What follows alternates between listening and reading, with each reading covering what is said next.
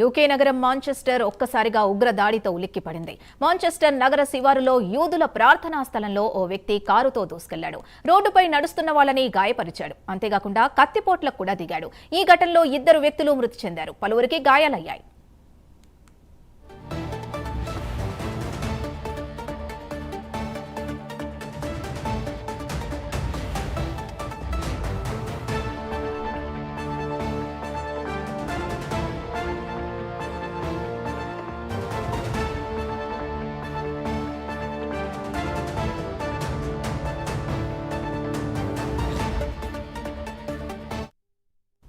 Manchester Heaton park లో యూదులకు పవిత్రమైన యోమ్ కిప్పూర్ రోజునే ఈ ఘటన జరిగింది. అటాకర్ గా అనుమానిస్తున్న వ్యక్తిని పోలీసులు కాల్చి చంపేశారు.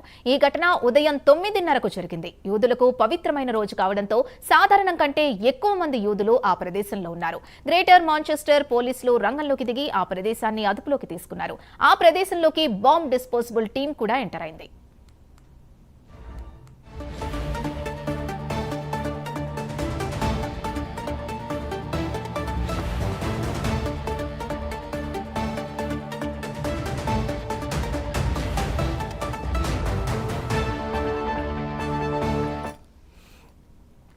ఈ ఘటన దుర్మార్గమైందని యూకే ప్రధాని అన్నారు. తనను షాక్ కి గురిచేసిందని కింగ్ చార్లెస్ ఓ ప్రకటనలో తెలిపారు. మాంచెస్టర్ ఘటన ఆందోళనకరమని లండన్ మేయర్ సాదిక్ ఖాన్ అన్నారు. లండన్లో యూదుల ప్రార్థనా మందిరాలకు భద్రత ఇస్తామని తెలిపారు. ఈ ఘటనకు కారణాలేంటనే దానిపై ఇంకా స్పష్టత లేదు. ఓ పక్క ఇజ్రాయెల్ గాజా సంక్షోభం నడుస్తున్న సమయంలో యూదుల ప్రార్థనా మందిరం దగ్గర జరిగిన ఈ ఘటన సంచలనంగా మారింది.